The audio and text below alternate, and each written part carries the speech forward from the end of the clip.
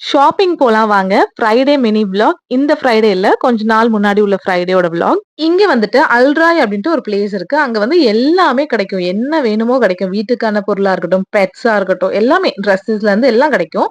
அங்க போன உடனே ஃபர்ஸ்ட் வேல வந்துட்டு இந்த காஃபி குடிக்கிறது. 100 பில்ஸ் ஆட்டோமேட்டிக் மெஷின் இங்க. இதுல வந்துட்டு 100 பில்ஸ்னா நம்ம ஒரு காசுக்கு ஒரு 27 டூ ₹29 இருக்கும்.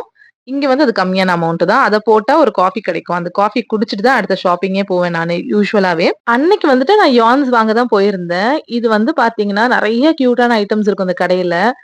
ஸ்டேஷனரீஸ் மட்டும் இல்ல, ஹோம் டெக்கர்ஸா இருக்கட்டும், அப்புறம் நம்ம பாத்திரம்லாம் இருக்கட்டும், நெறையவே நல்லா கிரியேட்டிவான, கியூட்டான ஐட்டம்ஸா இருக்கும். சைனா ப்ராடக்ட்ஸ் வந்துட்டு குவைத்துக்கு நெறைய இம்போர்ட் ஆகும். ஸோ சைனா ப்ராடக்ட்ஸ் நமக்கு தெரியும் இல்லையா? ரொம்ப கியூட்டாவும் இருக்கும், டிஃபரெண்ட்டாவும் இருக்கும். அந்த ஐட்டம்ஸ் தான் இங்க ஃபுல்லாவே இருக்கும். இந்த மாதிரி ஸ்டேஷனரீஸ், கிராஃப்ட் ஐட்டம்லாம் எனக்கு ரொம்ப பிடிக்கும் சின்ன வயசுல இருந்தே. இந்த கடையில வந்துட்டு என்ன போய் விட்டுட்டு, இன்னொரு 1 ஹார், 2 ஹார் கூட விண்டோ ஷாப்பிங் பண்ணிக்கோ அப்படின்னு விட்டா, நான் அப்படியே நின்னு சுத்தி பார்த்துட்டே இருப்பேன். கண்டிப்பா நெறைய ஐட்டம்ஸ் வாங்க மாட்டேன். ஏகப்பட்ட ரேட்ல இருக்கும் இது. நமக்கு அவ்வளோ யூஸும் ஆகாது. பட் இதெல்லாம் அப்படியே பார்க்கறதுக்கு வந்து நல்லாருக்கும். ஸோ எல்லா செக்ஷனும் போய் பார்த்துட்டு தான் வருவேன் அந்த கடைக்கு நான் போனேன்னா.